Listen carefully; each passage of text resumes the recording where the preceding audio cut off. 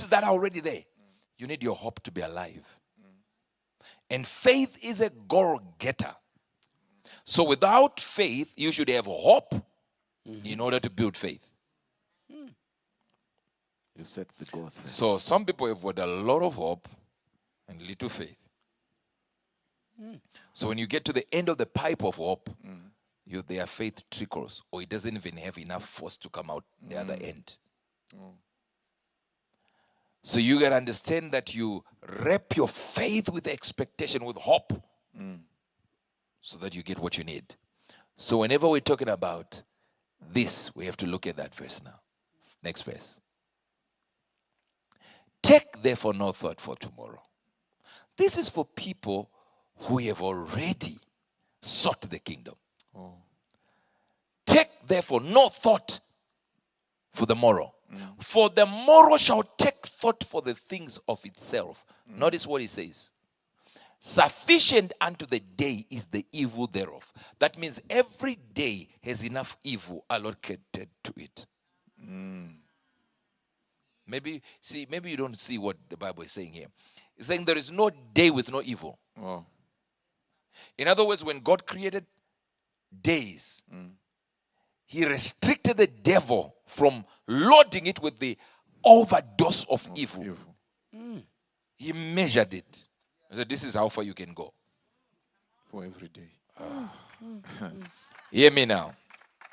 It says here, and all the habitable parts of the earth.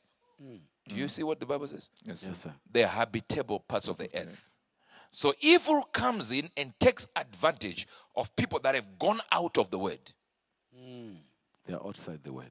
I don't know if you get this. Yes, sir. We're For example, somebody asked me what happened with the tsunami. Why did people die? Where was God? I said, did you hear the verse I just quoted? God has habitable parts of the earth. That means there are other parts that are not habitable.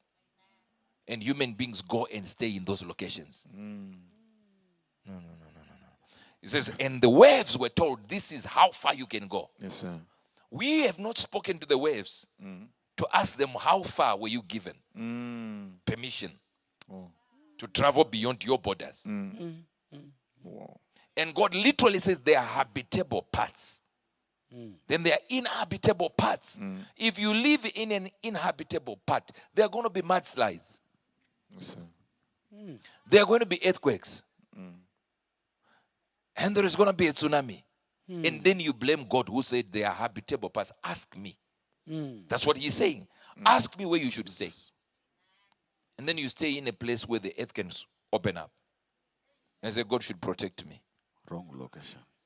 Oh, you can pray that prayer. It will be safe for you if you pray. But that will be just because of benevolence. Yes, sir. An act of charity from God to save you.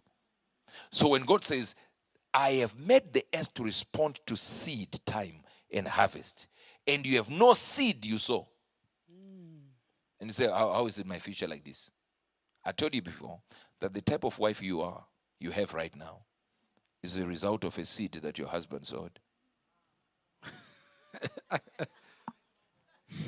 the type, That's the harvest.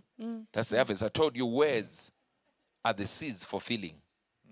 If she doesn't feel for you, it's because the words are few. Or she has not learned the ability to appreciate the words. Conversation is the seed for understanding. Without a conversation, there is no understanding each other. Oh. So you can't just be like, men don't like talking, I used to be like that. I come from work and my wife is asking me, how was work? I'm like, fine. And then I say, how was yours? She says, when I woke up,